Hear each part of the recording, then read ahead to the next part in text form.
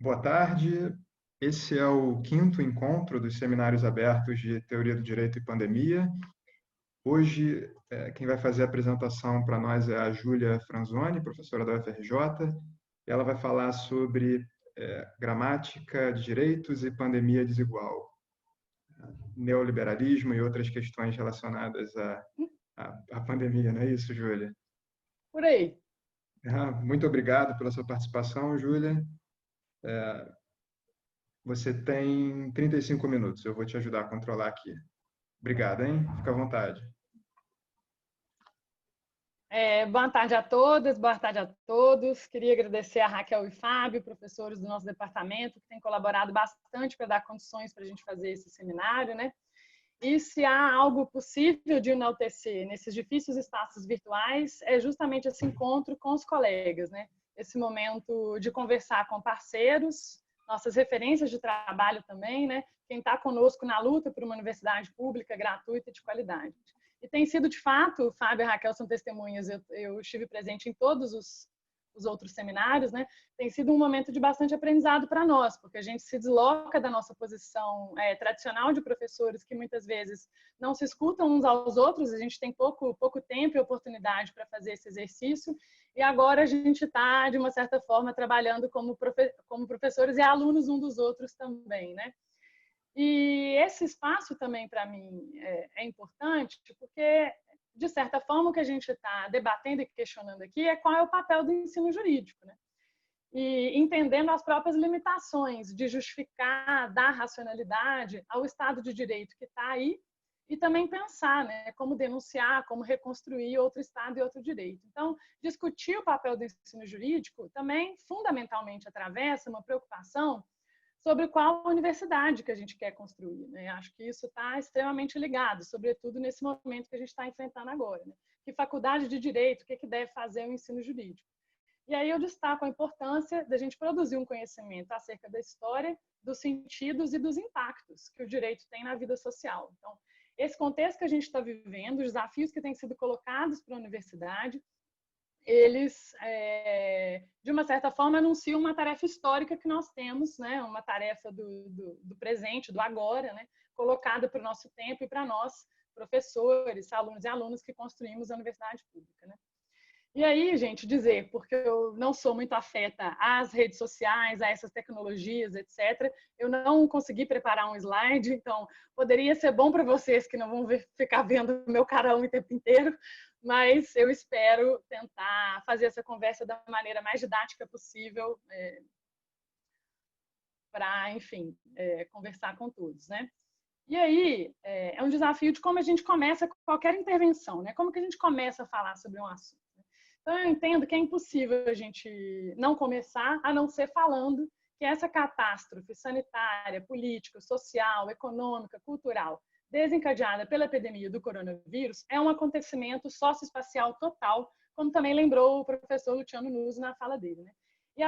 Mas o que isso significa? Pensar a pandemia como acontecimento social, socioespacial total, né? Que a partir desse evento viral, que a tudo contamina nas mais variadas escalas e âmbitos, a gente pode marcar definitivamente algo que a gente não deveria se esquecer nunca, que é a intrusão do mundo material, do mundo natural, social nas nossas vidas, que não há uma diferença estanque entre natureza e cultura, né? E é a partir daí, da relação entre o mundo material, a realidade socioespacial e a ordem econômico, política e normativa, que a gente pode começar a falar desse nosso tema, pandemia desigual e gramática de direitos. Isso quer dizer, necessariamente, que qualquer discussão sobre direito, toda discussão sobre direito, é uma discussão política. E, necessariamente, portanto, uma discussão de ecologia política. E aí, como eu sempre canto para os meus alunos na disciplina de Teoria do Direito, eu canto nas aulas, eles sabem, com Luiz Melodia, né? A letra não é dele, mas ele eternizou essa música, né? Tudo é desse mundo, surpresas também. Então, a partir daí que a gente começa. E aí eu queria identificar com vocês o nosso problema, o tema da conversa de hoje, fazendo também uma confissão. É a primeira vez que eu vou falar sobre isso. Então, eu estou cultivando uma certa angústia em relação ao nosso tempo de agora, em relação ao que está acontecendo, e eu estou querendo elaborar essa angústia com vocês, não numa tentativa de fazer uma terapia coletiva aqui no nosso encontro, mas de tentar fazer um exercício de expor um pensamento em ação, né? E o que é essa angústia, né? Qual que é esse problema que eu estou identificando, como é que eu posso enunciar ele inicialmente? Essa conversa, que a gente está chamando de pandemia desigual, gramática de direitos, também podia chamar direito e neoliberalismo em tempos de coronavírus. E o que eu queria problematizar, especificamente chamando atenção para o campo jurídico, é algo que aparenta uma certa contradição. Como é que ela se enuncia, né?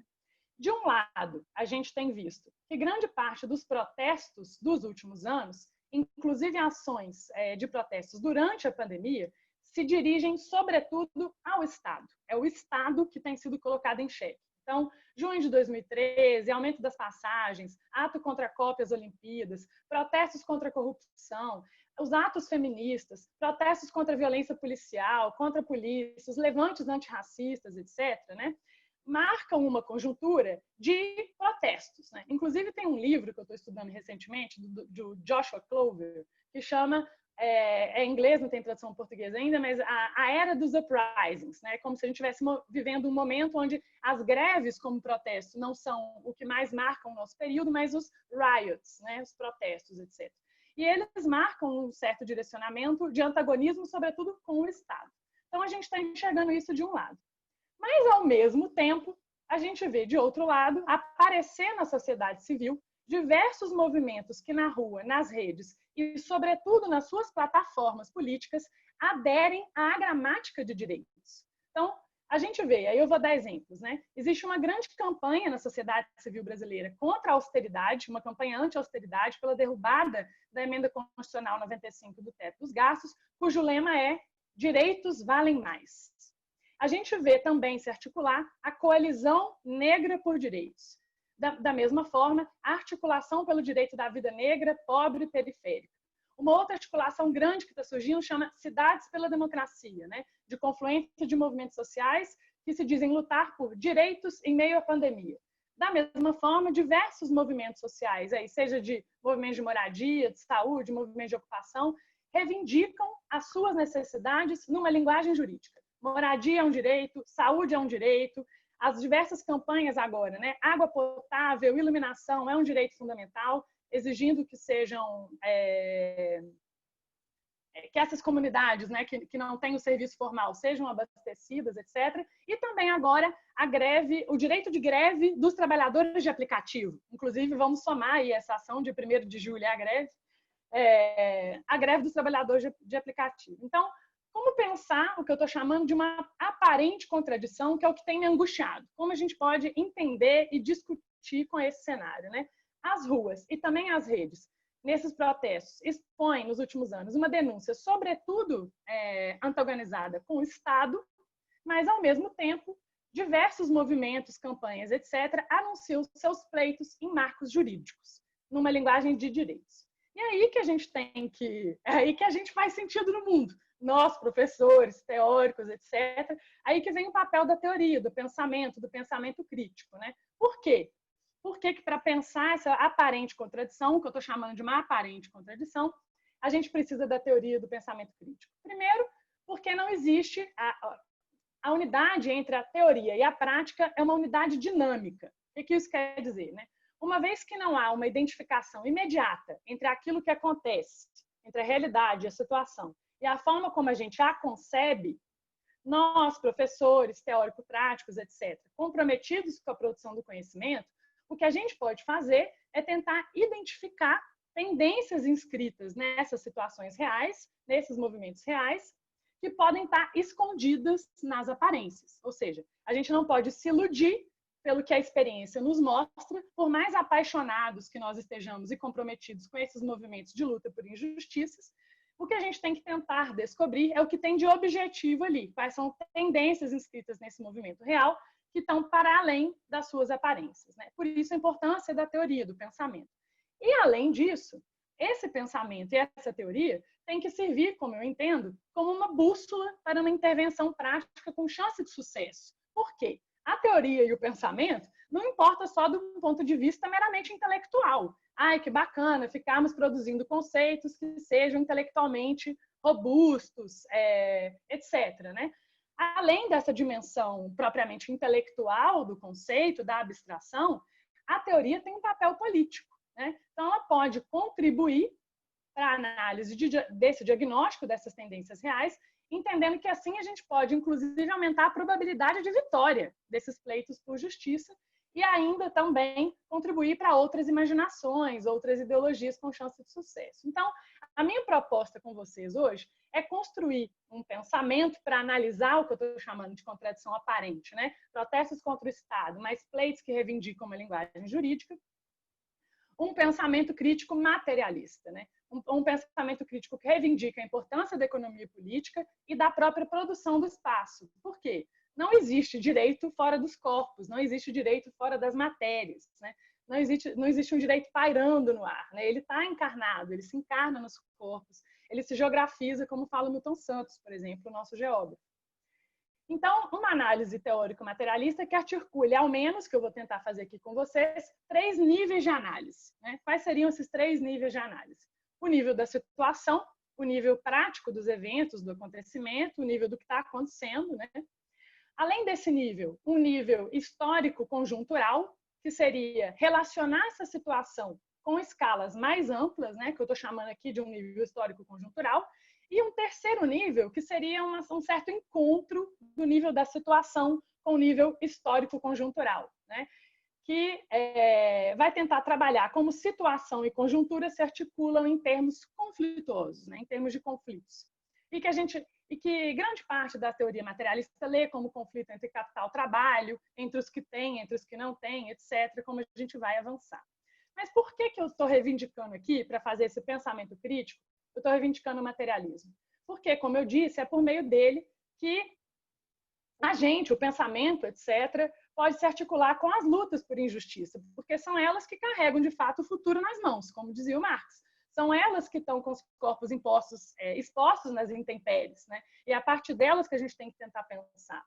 E o materialismo é uma aposta numa construção de um diagnóstico que vai servir como um certo mapa de atravessamento do real de forma engajada com as lutas. E assim eu articulo, inclusive, algo que eu venho desenvolvendo desde a minha pesquisa de doutorado, que chamou o direito e o direito. E por que chamou o direito e o direito?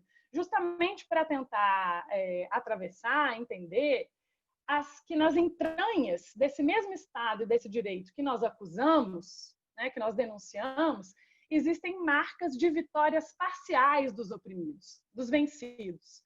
E a gente não pode se esquecer disso, transformando os oprimidos e os vencidos, digamos, em meras vítimas dos processos reais e rifando todas as conquistas inscritas no direito no Estado também à própria ideologia liberal. E assim eu passo para a gente tentar conversar sobre esses 3 níveis, né? A situação, a conjuntura e como situação e conjuntura se encontram.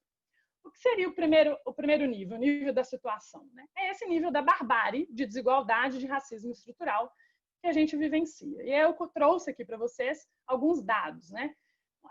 O que a gente está vendo, né, nessa situação é uma grande massa de trabalhadores precarizados, antes invisíveis, mas que agora emergem nas filas para receber o auxílio emergencial. Tem um dado de ontem ou anteontem da Defensoria Pública de mais de 5 milhões de pessoas procuraram a Defensoria Pública para judicializar o recebimento do auxílio, né? E também a gente vê a composição do que é chamado de, agora, trabalho essencial, né? São trabalhadores na linha de frente, sobretudo mulheres racializadas, é um trabalho generificado e racializado, sobretudo, né? Que estão na linha de frente ou que são marcados para morrer primeiro, né, digamos. Um governo federal que tem menosprezado a gravidade da crise sanitária e que não tem tomado medida a partir do interesse dos mais vulnerabilizados, né? E mesmo governadores e prefeitos que se contrapõem ao governo federal também ordenaram despejos e operações policiais em meio à pandemia. A gente tem um dado alarmante sobre desemprego, né? Uma reportagem recente do Nexo mostra que o índice seria de 25,2% de desempregados no Brasil, ou seja, é a primeira vez numa série histórica que há mais adultos sem trabalho do que adultos trabalhando. A gente tem como realidade a emenda do teto dos gastos, uma retração de gastos públicos em investimento investimento em políticas sociais. Então, dados de 2020 da FGV, numa pesquisa da FGV, coloca aqui 8 milhões de famílias brasileiras, 24 milhões de pessoas, isso é 12% da população, não tem moradia adequada. Se não tem moradia adequada, como é que pode fazer isolamento social? 35 milhões de pessoas, 16% da população brasileira, não tem abastecimento regular de água. E o dado mais absurdo, 100 milhões de pessoas, 47% da população brasileira não tem coleta de esgoto. Então, a gente está falando dessa situação, são nessas condições que pessoas, famílias, trabalhadores têm vivido.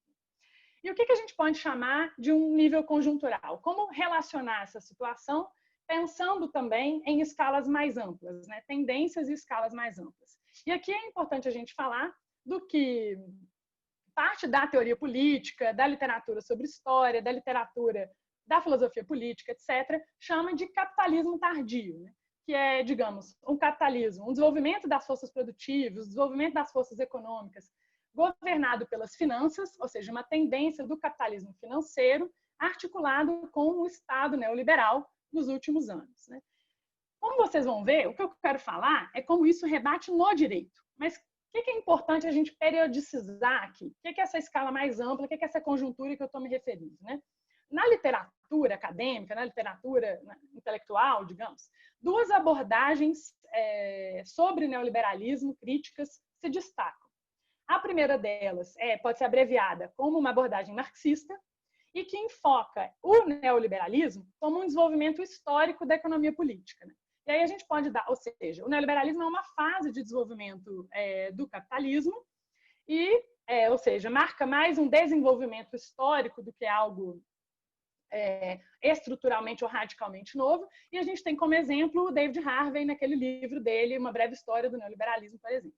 Uma segunda abordagem é geralmente atribuída ao Michel Foucault, que entende o neoliberalismo como uma racionalidade política ou uma forma de governamentalidade, que faz surgir, o neoliberalismo ele faz surgir como uma racionalidade prática novos tipos de sujeitos, novos tipos de pessoas, de indivíduos que se veem como empreendedores e que passam a tratar a si mesmo como capital humano, para desenvolver a si mesmo como uma espécie de marca, como uma espécie de empresa, etc. Isso está presente no Foucault, no livro dele, Nascimento da Biopolítica. Essas duas abordagens, como governamentabilidade e como uma fase histórica de desenvolvimento do próprio capitalismo, elas têm se misturado na literatura acadêmica. Então, vários autores, como a Wendy Brown, como Dardot Laval, como Hart Negri, eles têm feito abordagens que fazem uma certa aliança entre um pensamento marxista e o pensamento Foucaultiano. Mas, além dessas abordagens acadêmicas, há também uma dimensão histórica sobre essa conjuntura que eu quero traçar com vocês, que a gente não pode deixar de lado. Que o neoliberalismo ele também diz respeito na história a uma reação institucional contra conquistas sociais e movimentos e lutas que marcam a década de 70, e aí a gente está falando das lutas anticoloniais na África e na Ásia, as lutas por direitos civis, os movimentos de contracultura, etc., e a própria crise do capitalismo na década de 70. Mas o importante para mim aqui, o foco da nossa conversa, é pensar como que o neoliberalismo se atravessa com o direito. Como o neoliberalismo aparece de uma forma atrelada com o direito. Aqui eu estou experimentando e ensaiando com vocês pensar o neoliberalismo como uma governança e, ao mesmo tempo, pensar os compromissos ideológicos subjacentes a essa governança. E aí algumas coisas que trazem dificuldade é porque existem lacunas entre o que fala o pensamento neoliberal e o neoliberalismo realmente existente. Sobretudo porque o neoliberalismo também é uma teoria em ação. Então não há uma identificação exata entre o que dizem os teóricos neoliberais, o Hayek, o Mises, etc., o que está acontecendo de fato nos estados. E, evidentemente, uma diferença entre a doutrina neoliberal e a prática neoliberal, portanto. Mas a gente pode colocar ao menos 3 pontos para pensar neoliberalismo direito. Como governança, o neoliberalismo trata de uma reorganização do Estado. Então, portanto, não é menos Estado, mas um tipo de organização, de modelo de Estado submetido à lógica empresarial da eficiência, de um sistema de metas, eu nem quero lembrar da Dilma, de meta, de dobrar a meta, etc., de responsabilidade fiscal, né? Ou seja, eficiência, responsabilidade fiscal, controle de metas, um tipo de organização do Estado pautada por isso, que responde também a uma agenda internacional, né? E que funciona não para desregulamentar o papel do Estado na economia, não para diminuir o papel do Estado da economia, mas uma forma de desregulação regulada, como vai falar o Manuel Albers. Ou seja, as instituições jurídicas, o Estado, é necessário para a implementação da agenda neoliberal. E aí a gente vê 4 pontos, ao menos, né, que a gente está desenhando, relativas a essa reorganização do Estado. Um ponto seria uma tendência à desdemocratização de esferas do Estado. O que significa isso, né? Que essa agenda de governança neoliberal tende a usar e até expandir instituições jurídicas, entes, instituições estatais, legislação, de maneira a isolar certos domínios do Estado do controle político democrático. Então, tem algumas esferas do Estado que não entram no debate democrático, que são protegidas da democracia, digamos. Há também um certo fundamentalismo empresarial. O que significa isso? Essa lógica da eficiência e também a visão de que direitos mais fortes de propriedade, de contratação privada, etc., são os melhores meios, né, de aumentar o bem-estar geral e as únicas justificativas que o Estado pode ter para intervir politicamente, corrigindo, entre aspas, o que é chamado falhas do mercado. E esse certo fundamentalismo de mercado alcança um certo modelo de governança também, porque a ordem social governada pelo mercado é entendida como a única possível, como a única eficiente, né? E isso sustenta os discursos de ineficiência da coisa pública, né? E também as políticas de austeridade. Como ideologia, o neoliberalismo no direito tende a expandir o mercado e a racionalidade do mercado de uma forma muito profunda na nossa vida e na nossa política. A insistência em proteger os mercados da democracia faz, inclusive, com que algumas opções políticas, gente, sejam completamente colocadas fora da cartilha. Há uma compressão do horizonte de possibilidade. A gente não fala, por exemplo, em nacionalização dos bancos. Isso parece completamente impossível, né? E, da mesma forma, vai havendo uma, se eu falar errado alguma coisa em português, você vai corrigir, uma tendência de transformar a política e os negócios em mercadorias. Então, é o que essa literatura também chama de negação da política ou empresariamento de si, as pessoas se tratando como capital. A gente vai dando mais exemplos, né? Mas acontece que essa governança e essa ideologia, ela existem no mundo real. Então, elas são implementadas no mundo real, que é estruturado e hierarquizado por desigualdades. Então, o tipo de troca de mercado que o neoliberalismo mostra como livre, justo, eficiente, ele existe na prática no mundo real estruturado pelo racismo, pela misoginia, pelo patriarcado, etc. Então, esse tipo de troca que o neoliberalismo pretende colocar como a melhor possível vai sempre gerar riqueza como tendência, por meio da extração de uma mão de obra negra, não branca em particular, e a explorar uma divisão de gênero racializada dos trabalhos de cuidado, dos trabalhos não pagos, né, dos chamados trabalhos reprodutivos. Mas normalmente, né, os intelectuais, eles falam essas coisas, como eu estou falando aqui agora, né, mas eles mostram, a gente tem que mostrar nas nossas pesquisas, nos nossos debates, a engenharia por trás dessa articulação entre neoliberalismo, Estado e direito. Isso é o que o Harvey, por exemplo, chama de nexo entre Estado e capital. Num dos projetos que eu toco no FND, chamado Cartografias Jurídicas, a gente tem insistido na importância de espacializar o Estado. O que significa espacializar o Estado? Entender que o Estado não é um bloco homogêneo de coisas, que o Estado é escala, que o Estado é processo, que o Estado é uma miríade de relações. O que significa, né? Que o Estado, ele representa um conjunto de atividades que muitas vezes estão uma lutando contra as outras, né? Mas existem algumas instituições que fazem parte do Estado, instituições centrais, que tendem a dominar o que de fato acontece. Por exemplo, o Ministério da Fazenda, hoje chamado Ministério da Economia, e o Banco Central. Por quê? Porque eles vão adaptar, gente, o horizonte do que é possível fazer. Eles que vão dizer se algumas políticas são possíveis ou não, se tem dinheiro ou não, né? Eles que formam o que o Harvey chama o nexo entre o Estado e as finanças. O nexo chamado de Estado-capital. Isso não quer dizer, gente, ausência de conflito, que esse nexo significa que todo mundo se ama. Não é isso que isso quer dizer, né? E, normalmente, essa conexão entre essas instituições do Estado, Ministério da Fazenda, Economia, Banco Central, por exemplo, com as finanças, opera nos bastidores, protegidos do escrutínio democrático, né? E a gente consegue perceber isso mais claro, isso se escancara, quando tem uma crise. Porque justamente aí, essas instituições são as primeiras a dizer o que a gente pode fazer. Por exemplo, não é à toa que quando começa a deflagrada a pandemia do coronavírus, o Ministério da Economia é o primeiro a dizer que não, para lidar com a crise, né, econômica, sanitária da Covid-19, o que a gente tem que fazer é dobrar a aposta no ajuste, é dobrar a aposta nas reformas, etc. Né? E naquela fatídica, horrorosa reunião ministerial, o Paulo Guedes, inclusive, disse, né, aquele famoso lema neoliberal, too big to fail, típico da crise de 2008, que era: a gente tem que proteger as grandes empresas, as empresas da aviação, por exemplo. Ele disse, nas palavras dele, né? A gente não tem que defender microempreendedores, microempresários, etc., porque o que a gente tem que salvar é o grande capital. Da mesma forma, do ponto de vista ideológico, as mídias corporativas, a grande mídia, elas personificam o mercado como se ele fosse uma pessoa.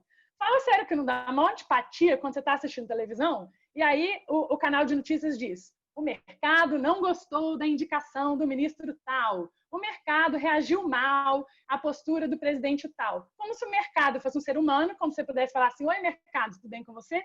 E que mercado é esse que eles estão personificando? Não são os microempresários, não são os microempreendedores, não é o dono da padaria, do comércio, etc. É o mercado financeiro, é o mercado das finanças, né? Do ponto de vista conjuntural, nos últimos anos, esse nexo entre finanças e Estado tem sido o nexo dominante. E o que é decidido aí tem consequências sobre como a economia mundial vai funcionar. Isso não é uma realidade só no Brasil, né? E aqui, para tentar ficar um pouco mais claro também, o que quer dizer finanças?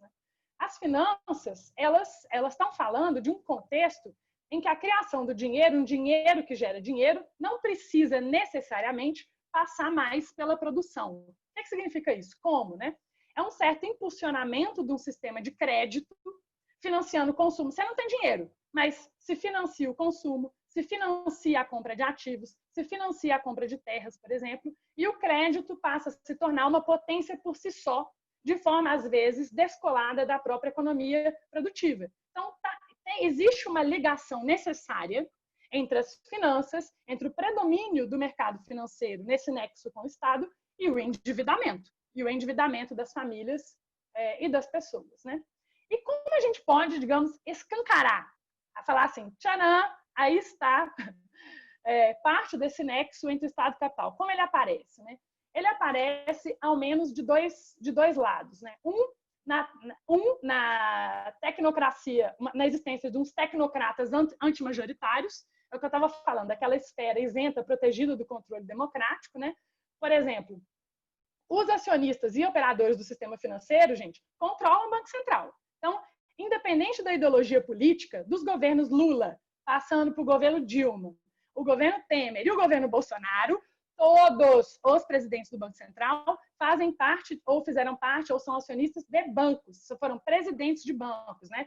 Henrique Meirelles, do Banco Boston, o Ilan Goldfeld, não sei falar o nome dele, do Itaú, chefe sócio do Itaú, o atual Roberto Campos, do Santander. Então, enfim, é algo para a gente discutir em relação ao direito, a existência dessa tecnocracia antimajoritária protegida do controle democrático e completamente aliada às finanças. E, do outro lado, um modelo de cidadão consumidor que vem se afirmando, inclusive, no campo jurídico. O que significa isso, né? Há uma transferência para os indivíduos dos ônus e riscos da reprodução da vida. A reprodução da vida é tratada no modelo de concorrência, não é à toa que os alunos falam, você que lute, porque é isso mesmo que o neoliberalismo quer dizer, né? Então, reproduzir a vida passa a se tratar, você se tratar como uma empresa e viver e se reproduzir, lutar, digamos, né?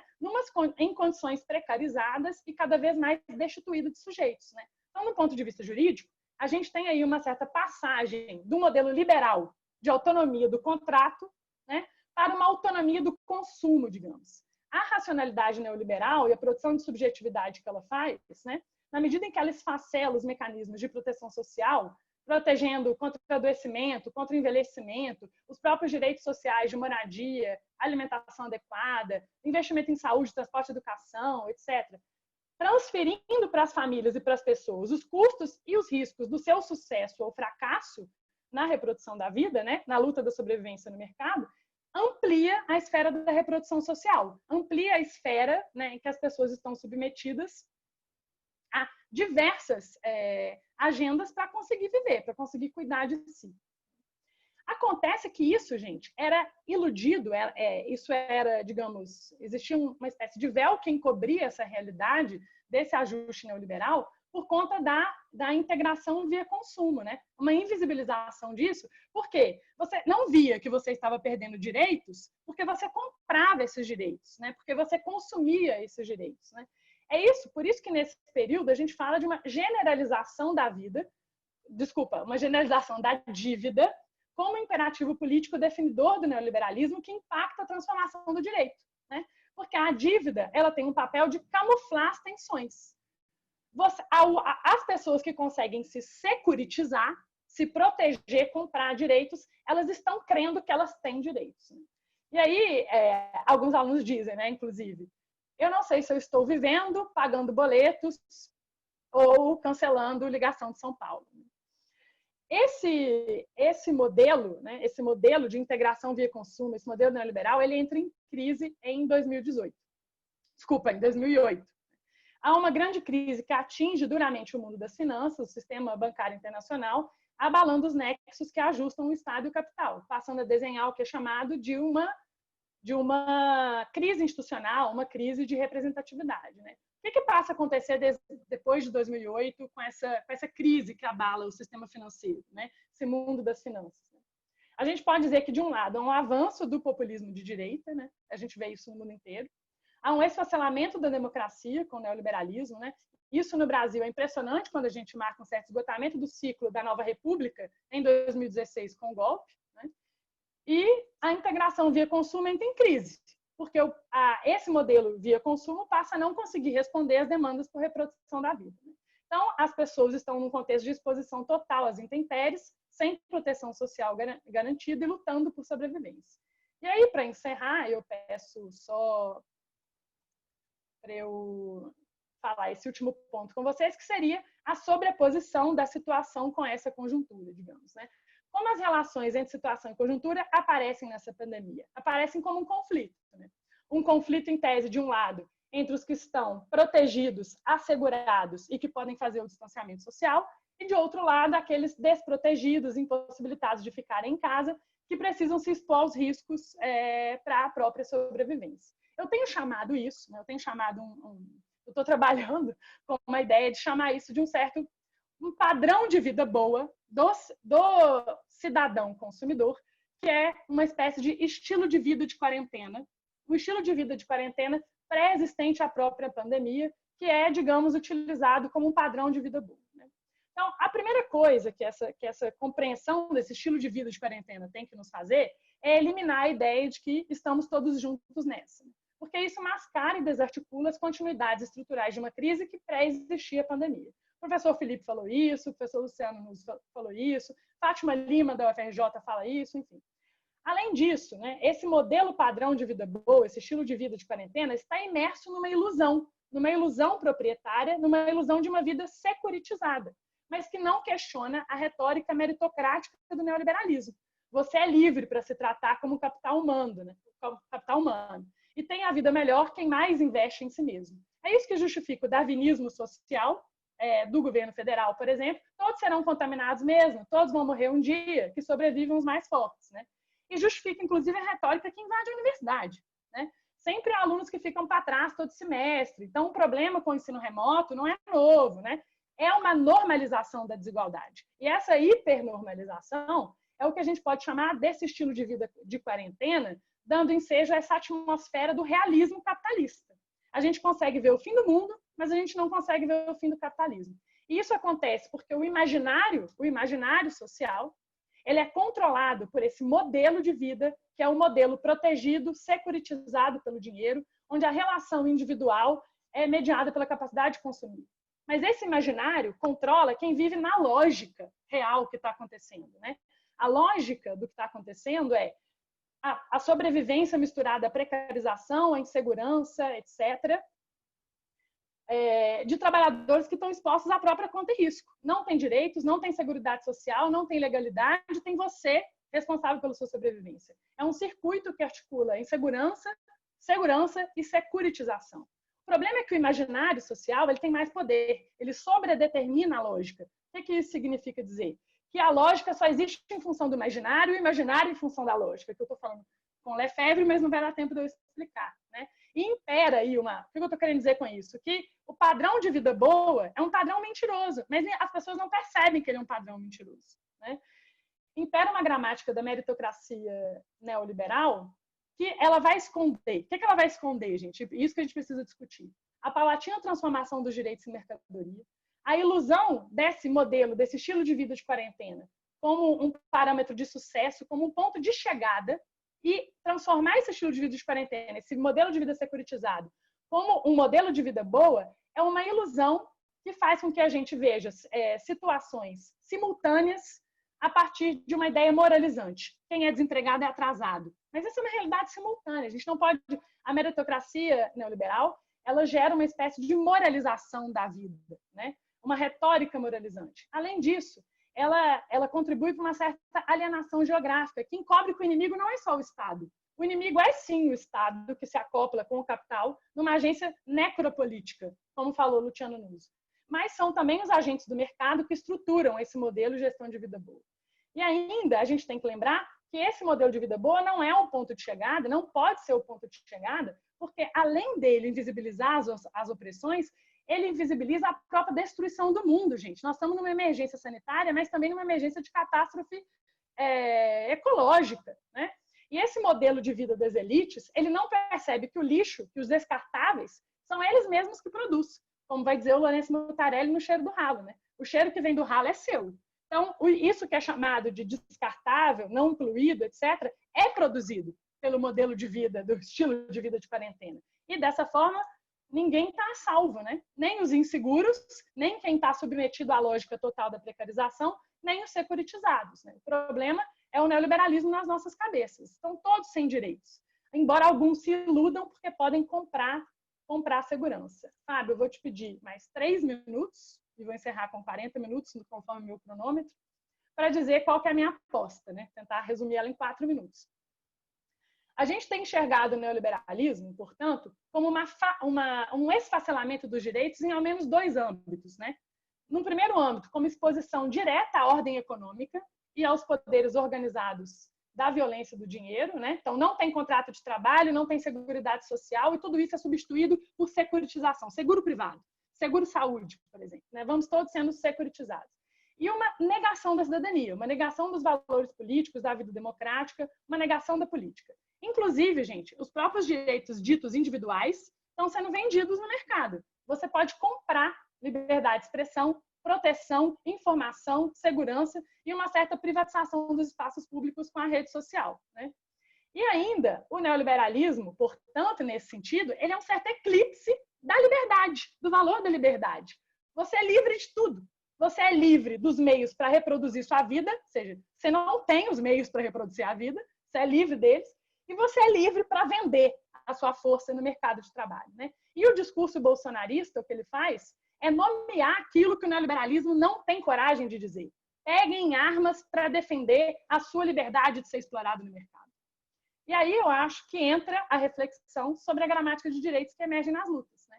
Se o direito ele vai saindo da governança, ele volta com tudo, como fosse nos movimentos. Porque aí o que está sendo reivindicado é um apelo ao universalismo insurgente, um resgate da solidariedade, da coletividade, como condições necessárias para a manutenção da vida. São esses movimentos que dizem, em termos de direitos, que estão trazendo de volta essa ideia do universal no direito, de forma polêmica, reivindicando uma autonomia para produzir um novo tipo de universalidade em ruptura com esse estado de coisas. O que eles estão falando? Que existem coisas, relações que precisam estar protegidas do mercado e do Estado capital, em alianças estratégicas para habitar um mundo com chance de futuro, gente, ante a emergência sanitária e a catástrofe climática. E vários exemplos de como isso tem sido feito, né? Ocupação de escolas, renda básica universal, fila única do SUS, resgatando um certo duplo do direito, né? Uma ideia de vida boa em aliança com povos e lutas que vem enfrentando fins de mundos há muito mais tempo. Então, finalizando como um tchanã, como uma expressão que eu quero reivindicar e que eu quero continuar pensando, que ao invés da República da Propriedade, imersa nesse realismo neoliberal, eu acredito que esses movimentos têm apontado para uma República do Cuidado. E aí eu encerro a minha intervenção e abro para as perguntas. Deu 39 minutos no meu cronômetro, agradeço pela paciência. Muito obrigado, Júlia, foi ótimo. Algumas pessoas já se inscreveram aqui para perguntar. Deixa eu só confirmar, a Gigi Reis está com a mão levantada aqui. Você tem uma pergunta, Gigi? Não tem, não? Ah, tá, então deve ter sido sem querer. Tudo bem. Então, a única pessoa que está inscrita aqui por enquanto é o André e a Ana Paula Lemes também. Ana Paula, eu vou dar a palavra para o André primeiro. Se você tiver uma pergunta por escrito, pode mandar aqui. Se você quiser falar no microfone, você fala logo depois do André. Tá? André, fica à vontade. André Coelho, né? Opa, eu estava abrindo o microfone aqui. Então, bom, primeiro, ótima exposição, né? Eu queria utilizar a pergunta, na verdade, para dar a oportunidade da Júlia desenvolver duas coisas a mais. Uma é a dicotomia que ela mencionou agora no final, entre a lógica do real e o imaginário do real, e o modo como isso... explicar melhor, principalmente em benefício dos alunos que estão ouvindo, qual é a distinção entre essas duas dinâmicas, como é que ela se aplica para o caso das cidades, e principalmente das cidades no contexto agora da pandemia, e um comentário que ela fez repetidas vezes de que essa segregação ela é marcada, ela é atravessada por gênero e ela é atravessada racialmente. Também desenvolver um pouquinho mais esta explicação para deixar um pouquinho mais claro o que isso quer dizer para quem estiver ouvindo, principalmente para quem estiver ouvindo esses argumentos a primeira vez, porque se você estivesse apoiando no que já foi dito nas outras palestras, fica mais fácil de compreender, mas talvez algumas pessoas estejam ouvindo isso a primeira vez agora. Então, essa era uma parte da coisa. A outra parte é a respeito da questão, principalmente, da organização de um movimento de reação na forma de uma frente ampla, ou na forma de uma frente única, ou na forma de uma união multipartidária ou metapartidária, de contraposição não apenas ao governo atual, mas ao modo mais fascista e militarizado com que essa política neoliberal tem sido feita. E o modo como nesse tipo de plataforma, muitas vezes se faz uma distinção entre os aspectos que se quer rejeitar do governo atual e os aspectos que não se quer, né? Ao mesmo tempo, recusar o fascismo, mas abraçar as medidas neoliberais de precarização que este fascismo tem tornado possível, né? E como muitas vezes essa estratégia de diferenciação faz com que você possa embarcar na ideia de uma luta que tem como lutar contra apenas um desses inimigos de cada vez. Mas eu queria ouvir a Júlia sobre as duas coisas.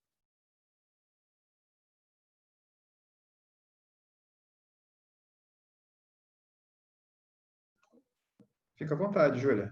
Acho que o André já concluiu. Eu achei que você ia fazer uma rodada de 3 perguntas primeiro. Você está sem microfone, Fábio. Pode responder, Júlia. Foram 2 perguntas e tem só mais 2 pessoas, por enquanto, inscritas. Então, acho que você pode ir respondendo, depois eu faço as próximas 2 em bloco.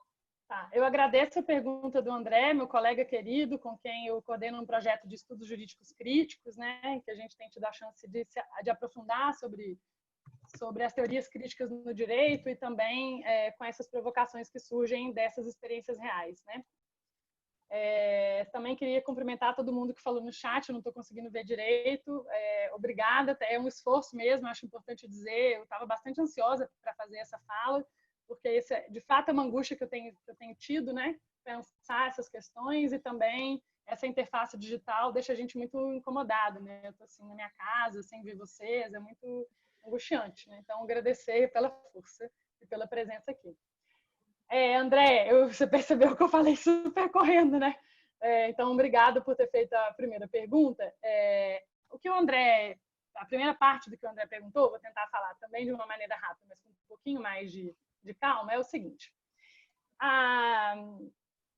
Eu entendo que essa situação aparentemente contraditória entre protestos que são contra o Estado, mas que acabam reivindicando nas suas plataformas direitos, a partir dessa conjuntura neoliberal que vai mostrando essa negação da política e esse empresariamento de si, ela aparece na pandemia, né? E o jeito que eu estou conseguindo organizar como ela aparece na pandemia é com essa suposto conflito entre quem é assegurado e pode ficar em casa e quem não é assegurado, não tem condições de ficar em casa e tem que se expor aos riscos para sobreviver, né? Porque eu acho que essa aparente contradição mascara é um estilo de vida de quarentena que já era colocado pré-pandemia como um padrão de vida boa. O que eu estou falando aqui, né? Que as pessoas, elas, ao se iludirem na ilusão proprietária, que promete um horizonte que é impossível de ser realizado nos seus próprios termos, olha só, pessoal, não é verdade que todo mundo vai ser proprietário. Não é verdade que todo mundo vai ser sócio de empresas. Não é verdade que isso está acontecendo, né? A República da Propriedade, ela vem de uma ideia, né, de que nós somos agora empreendedores e não trabalhadores. Mas quem trabalha em aplicativo, que se acha colaborador da Rappi, do iFood, o que ele é, na verdade? Um precarizado. É isso que ele é. Ele não tem nenhuma garantia de direitos em relação ao seu trabalho. Mas por que essa narrativa? Por que essa narrativa ideológica, né, que faz com que ele se iluda nessa gramática do empreendedorismo, né? O que isso faz? Isso faz sustentar esse imaginário que coloca como padrão de vida boa, como ponto de chegada, o imaginário do real, onde o padrão de vida boa, o máximo que você pode chegar, é um modelo de vida que, na verdade, é um modelo securitizado. As pessoas não têm mais direito à saúde, as pessoas têm seguros, elas têm hipotecas, elas têm seguro privado de saúde, elas pagam por segurança, a gente paga para estar fazendo essa reunião, $60. E aí, eu não sei se a Raquel vai ficar chateada de eu dizer, mas a professora Raquel está pagando para a gente poder fazer isso daqui, né? Então, o que acontece? Esse padrão de vida boa é o imaginário como ponto de chegada que transforma toda a realidade que não é esse ponto de chegada numa lógica moral de atraso. Então, quem não consegue lutar para sobreviver e conseguir as coisas por meio do dinheiro é considerado atrasado. Mas são realidades simultâneas, gente. Como é que a gente pode, por exemplo, na cidade do Rio de Janeiro, comparar o alemão com a Gávea e falar, por exemplo, que o alemão é atrasado em relação à Gávea? São realidades simultâneas. Mas o que acontece? A Gávea, trabalhada como ponto de chegada, ela esconde, na verdade, uma estrutura social que permite que elas coexistem em termos desiguais, né? Então, esse imaginário, ele sobredetermina a lógica, é a lógica de quem vive sem direitos, que tem que se expor, onde qualquer coisa, onde viver significa reproduzir, gente. Para a grande parte das pessoas no Brasil trabalhadoras, viver, acordar e até ir dormir significa sobreviver, na verdade, porque não tem garantia de nada quando sai para trabalhar, né? E esse imaginário, ele sobredetermina a lógica. O que significa sobredeterminar a lógica? Ele controla a lógica. Por que as pessoas estão se submetendo a isso? A essa lógica da sobrevivência? Porque elas não têm outra opção, elas acham que elas não têm outra opção, que elas vão chegar a ter o estilo de vida de quarentena, que um dia elas vão chegar a isso, que elas são colaboradoras, empreendedoras, que elas vão alcançar aquilo. Mas esse é um horizonte impossível. Esse é um horizonte impossível de ser implementado nos seus próprios termos. Tanto porque a propriedade, né, é uma ilusão. Você acha que agora você é proprietário do iFood porque você é sócio colaborador, mas é mentira. E essas coisas que estão na moda, né? Co-working, co-living, não sei o que lá, antipatia. As pessoas não têm mais casa, elas têm co-casa com as outras pessoas. Isso é um discurso de marketing para mascarar a precarização, para mascarar a ausência de direitos, né? E E é essa gramática neoliberal que faz esconder, inclusive, um certo julgamento moral que passa a se ter aí. Então, as pessoas privilegiadas, né, parece que elas merecem aquilo. E as pessoas que estão inseguras, né, parece que elas também merecem aquilo. Elas só não conseguiram lutar direito. Né?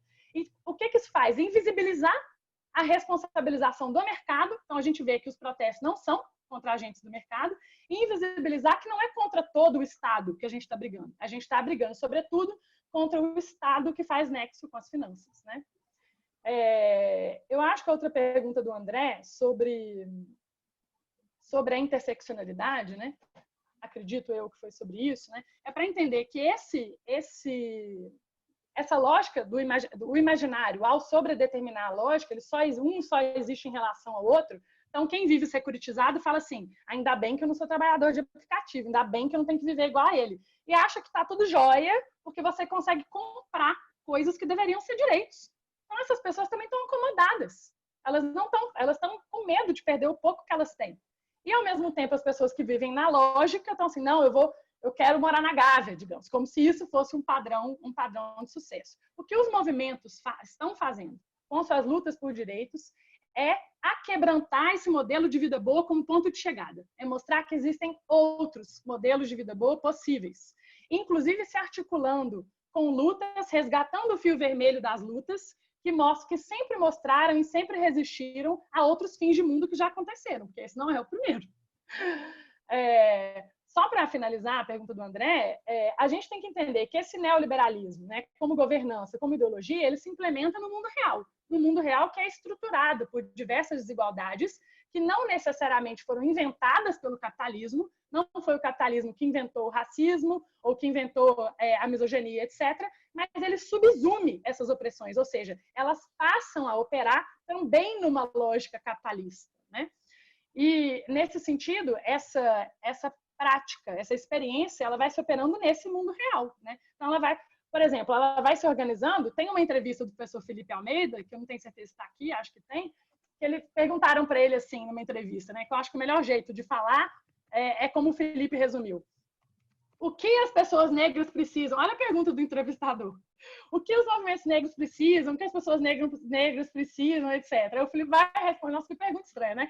Aí o Felipe vai responder assim, precisa de dinheiro, gente. Precisa de dinheiro. Como assim? Eles não são um grupo especial à parte da sociedade. Então, as pessoas precisam de dinheiro. Ou seja, existe uma questão econômica que diz respeito à garantia das condições de sobrevivência, garantia das condições materiais de sobrevivência, que tendem a se operar de maneira desigual, sobretudo em pessoas e territórios populares, racializados e generificados. Né? É um pouco isso que isso quer dizer. Fábio?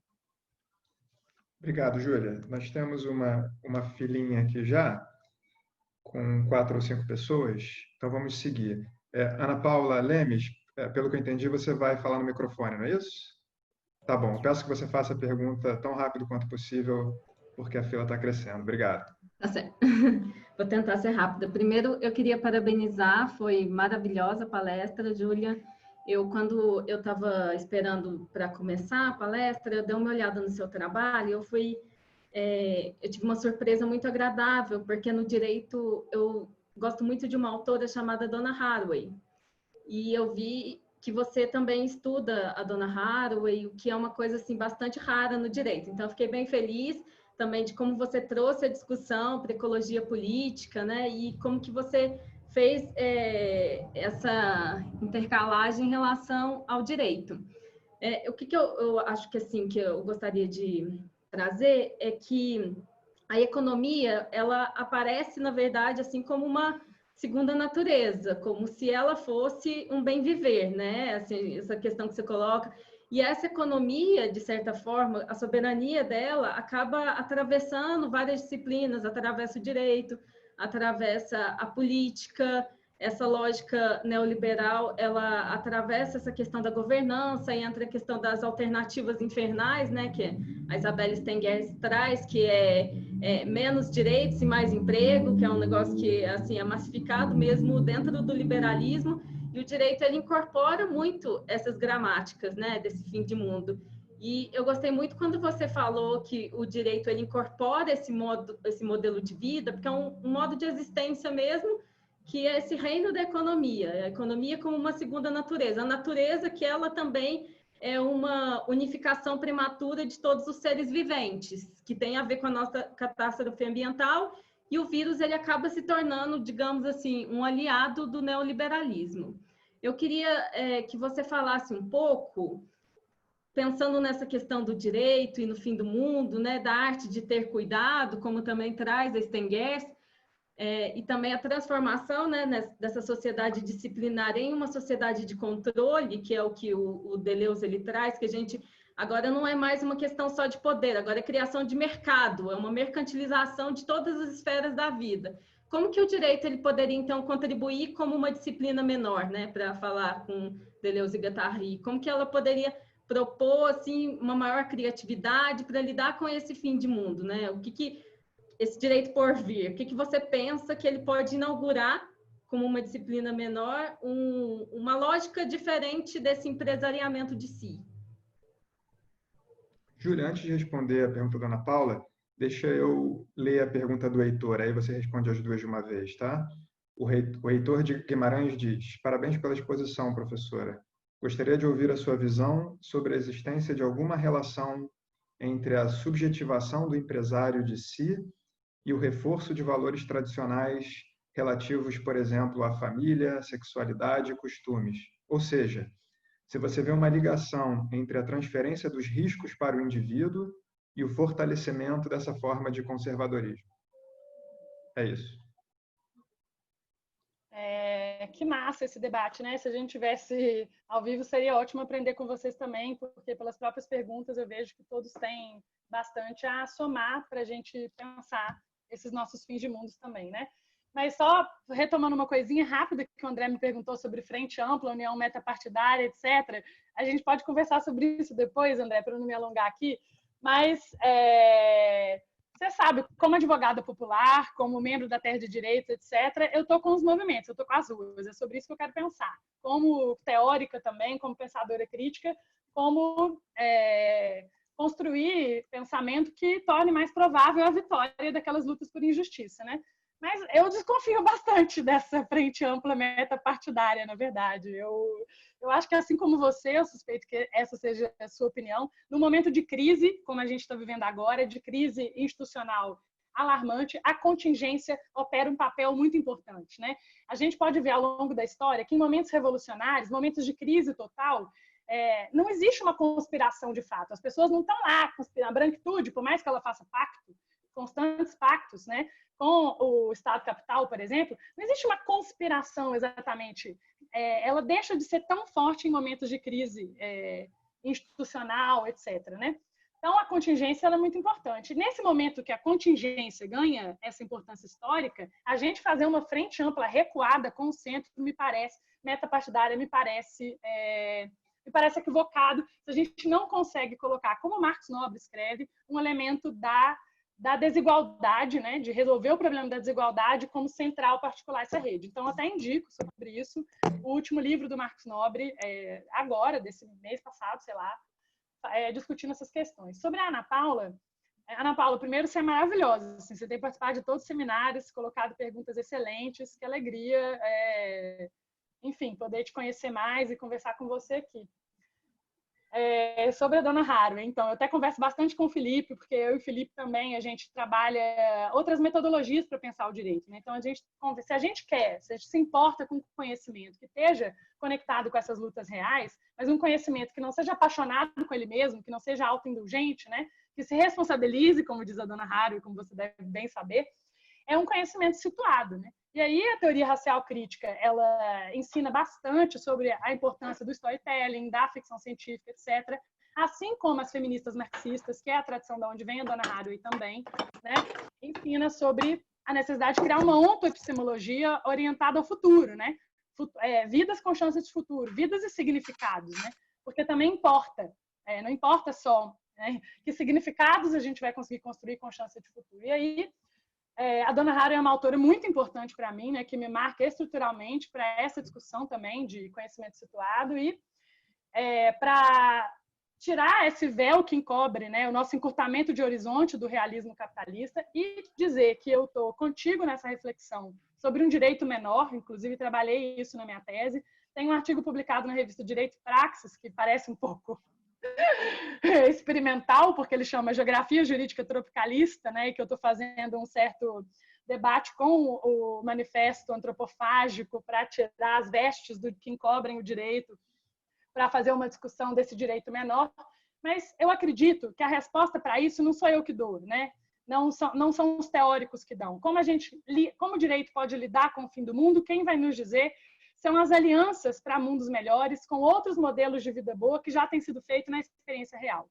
Então, a gente tem que construir imaginações que dê corpo ao que já está acontecendo na prática. Então, quando, por exemplo, gente, de maneira brilhante, o MTST, o MST se juntam com os quilombolas, com os indígenas, que têm enfrentado há anos fins de mundo, isso não é novo para eles. Quando se juntam com eles, se juntam com o movimento trans, por exemplo, né, que também tem enfrentado há anos a mutilação dos seus corpos, a impossibilidade da sua experiência subjetiva, aí sim a gente consegue ver o que eles estão chamando de direito. Por que eles estão assumindo uma linguagem de direitos? Que direito é esse a qual eles estão se referindo? E aí é o que eu acho que a gente tem que trabalhar com o autor que o Silvio de Almeida citou na fala dele no Roda Viva, que é o Assad Haider, que vai falar da armadilha da identidade, como a gente não tem que se aprisionar numa ideia de identidade fixa, e que a gente tem que entender,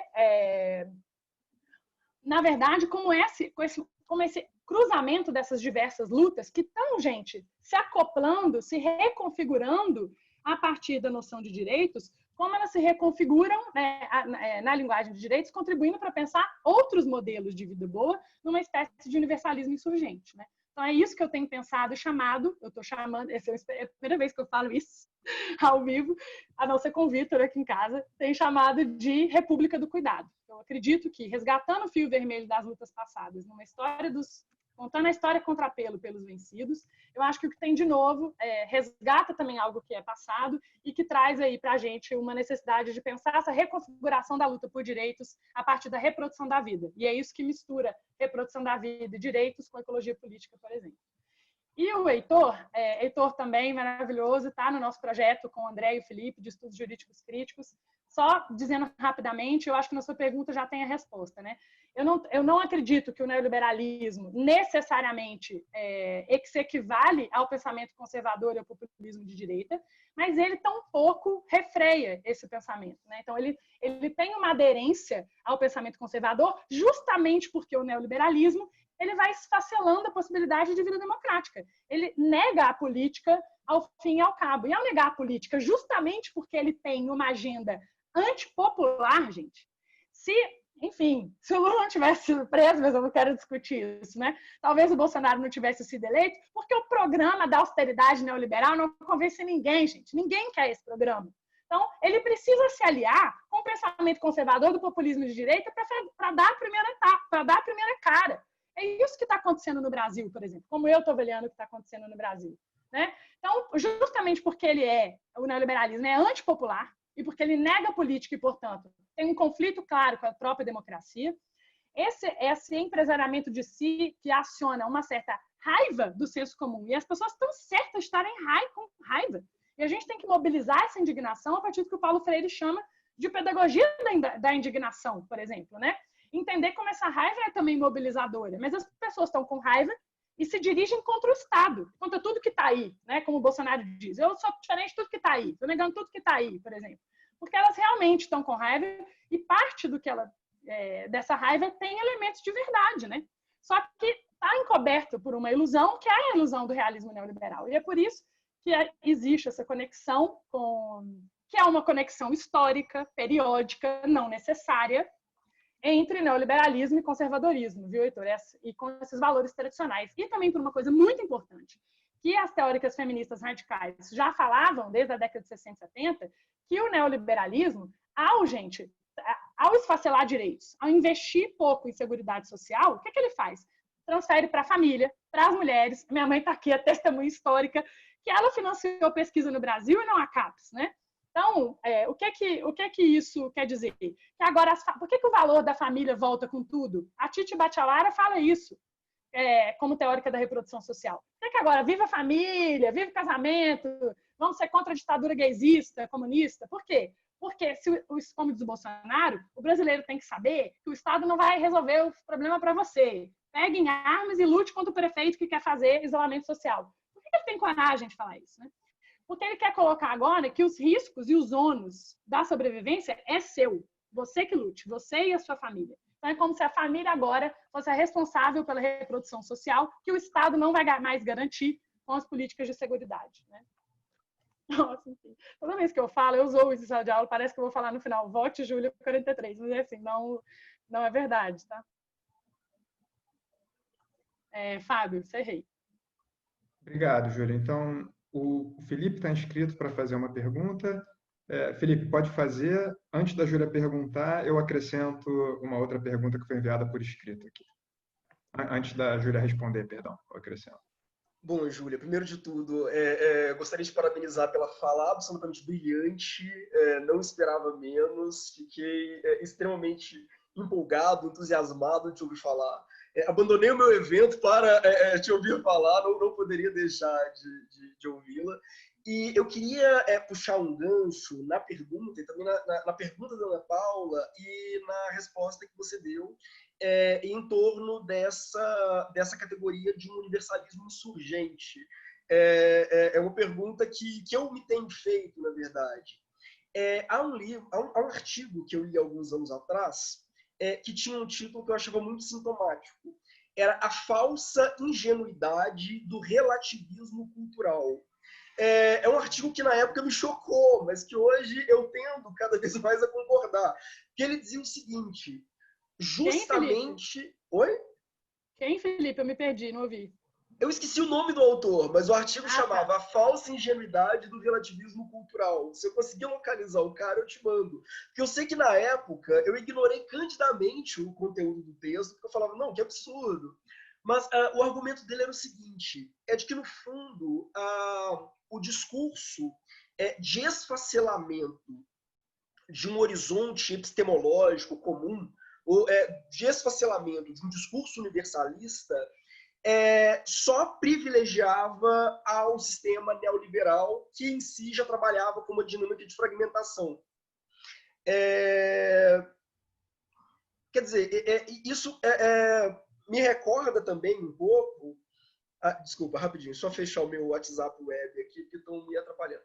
Bom, mas isso me recorda também uma observação que o Carlos Nelson Coutinho já fazia no Miséria da Razão, que ele indica um pouco isso. Ele falava, olha, o capitalismo defende um universalismo, um discurso universalista enquanto lhe convém, e a partir do momento em que esse próprio discurso universalista aponta para as contradições do capitalismo e permite que os grupos mais vulneráveis construam um mapeamento cognitivo que possa, enfim, criar redes, criar laços de ação que impliquem um combate ao sistema como um todo, ele compra e vende como progressista um discurso de fragmentação.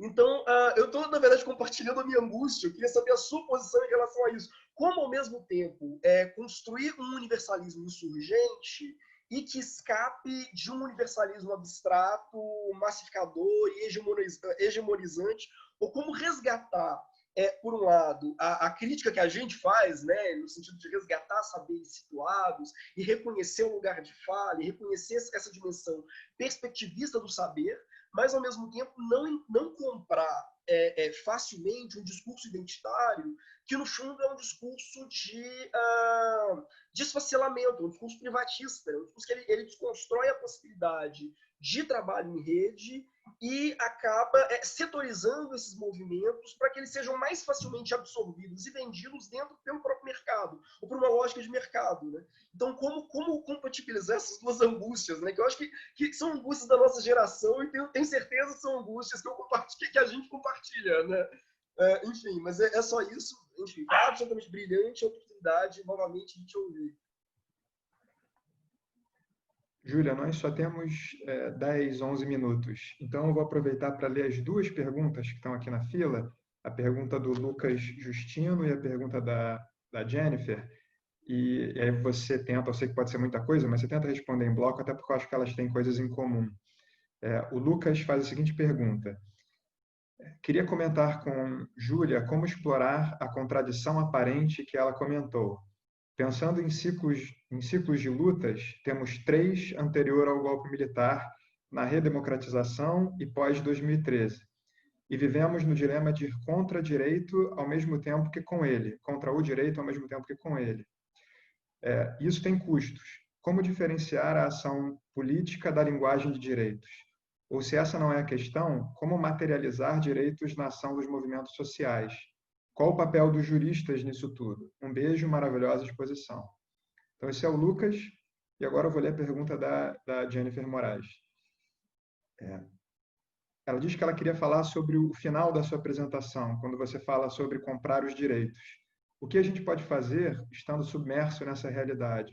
Como ter direitos sem apoiar o sistema? Como ser anti-neoliberal vivendo no mundo que foi absorvido pelo neoliberalismo? É isso, Júlia.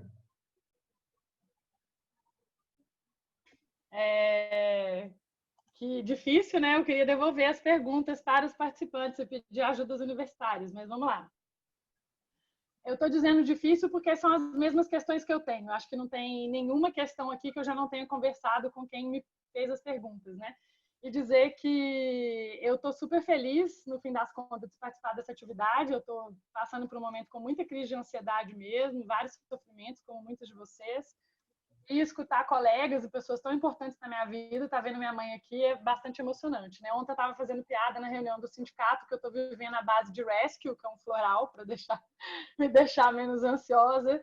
E, além disso, o encontro com pessoas tão generosas e tão comprometidas é também uma maneira de, enfim, de se cuidar nesse momento, né? Mas vamos lá. Primeiro, Felipe, a questão que você coloca, ela é totalmente presente para mim, né? Então, o que eu posso dizer em relação a isso, né? Que eu estou de acordo que a crítica ao universalismo, é até uma autocrítica que o Bruno Latour faz, quando se coloca, né, que esses movimentos pós-modernistas, pós-estruturalistas, acabaram criando um certo campo para um tipo de relativismo que se acopla ao senso comum conservador. Então, se a verdade é sempre construída, se a verdade é sempre intersubjetiva, se a gente tem que mostrar a necessária construção de tudo, porque tudo é linguagem, etc. Se o ser humano se comunica por linguagem, se tudo é linguagem, a gente tem que mostrar a necessária construção de tudo, nada pode ser verdade, né? Isso é uma premissa do senso comum, né?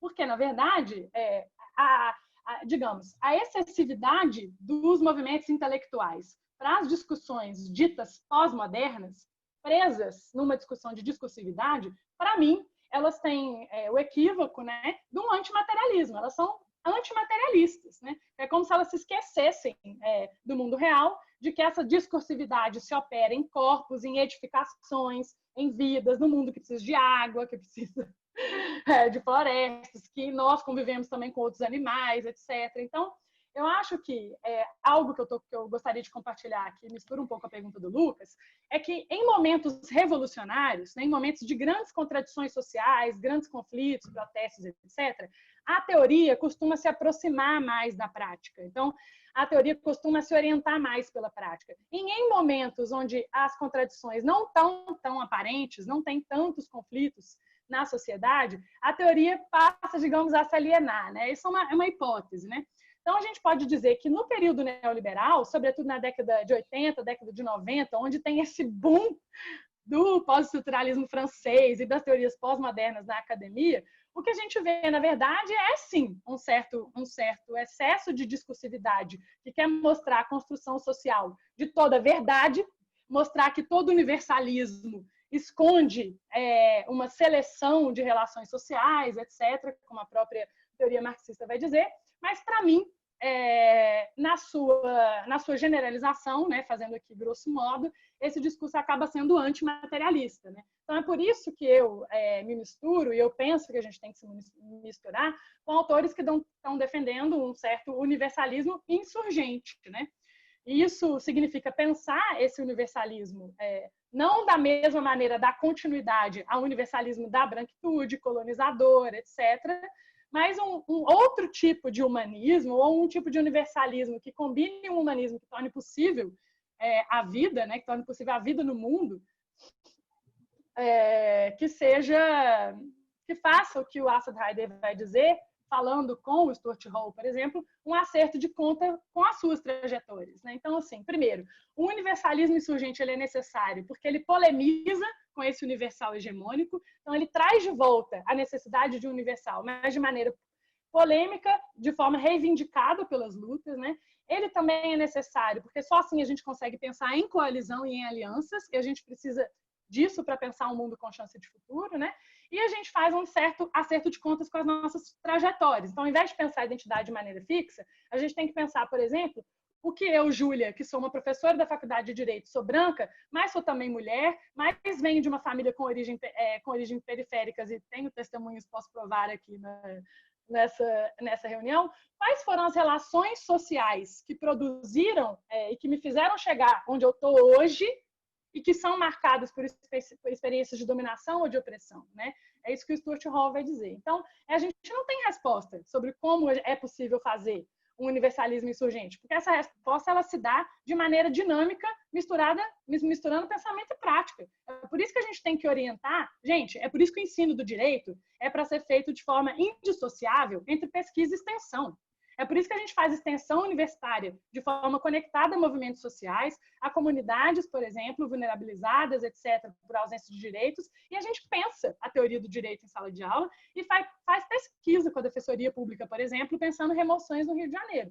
Assim a gente consegue minimamente tatear o que seriam as apostas do presente desse universalismo insurgente. Então, essa contradição que a Jennifer coloca, que o Lucas coloca, é uma tarefa histórica nossa, né? A gente precisa pensar de uma maneira menos alienante, a gente precisa se romper contra o véu do realismo neoliberal, e a Jennifer conhece bastante isso, porque essa é uma expressão do Mark Fisher, né? Que é um autor que ela conhece, e essa contradição, dita assim, com e contra o direito, gente, é pensar um duplo do direito, que é um duplo do direito histórico. Resgatar o fio vermelho das lutas, que sempre existiram no neoliberalismo, reivindicando relações, esferas, coisas que têm que ser protegidas do Estado e que têm que ser protegidas da mercantilização, mas como elas se atualizam hoje, com a emergência climática, com as alianças que têm sido feitas, etc. Eu acho que é isso que a gente tem que pensar. O que eu, como professora e como advogada popular, posso contribuir para vocês é assim, nós precisamos urgente pensar métodos para dar conta desse tipo de pensamento crítico, dessa realidade que aparece, e é por isso que eu escolhi falar sobre hoje. A gente precisa pensar como essa contradição está na nossa universidade, como esse realismo neoliberal faz a gente hipernormalizar essa urgência de ensino remoto, de eficiência, de etc., que centraliza a política universitária, né? Por isso, como professor, eu quis compartilhar essa angústia, porque parece contraditório que os protestos são contra o Estado, mas agora a rearticulação e as colisões aparecem com linguagens de direitos. Mas o que eu acho aí é que não tem uma contradição, não. Tem um duplo do direito. E por isso que a gente precisa fazer, como Walter Benjamin fala, a história contrapelo com a luta dos vencidos, mas atualizar isso no presente com essas reivindicações e com os formatos de aliança que estão tentando recompor a classe trabalhadora, ou recompor os trabalhadores, recompor o movimento social, usando as questões que importam como cuidado, como direitos, como reprodução social, como vida, como água, como florestas, etc. É assim que eu imagino que a gente pode construir uma certa bússola, né? Um mapa para atravessamento desse real. Acho que tentei responder, mas não sei. Júlia, terminamos certinho no horário. Aê! Obrigado, Júlia. Eu agradeço mais uma vez a sua ótima apresentação, agradeço as perguntas e os comentários. Na semana que vem a gente se encontra novamente. Eu, como mau moderador, fechei aqui o cartaz e agora eu não lembro quem é que apresenta na semana que vem. Vocês se lembram? Eu lembro. Quem é, Júlia? É o Marcelo. Ah, é o Marcelo, tá. Que vai falar sobre a alocação de recursos escassos durante a pandemia, né? O Marcelo de Araújo, nesse mesmo horário, na sexta-feira que vem, vai falar sobre alocação de recursos escassos.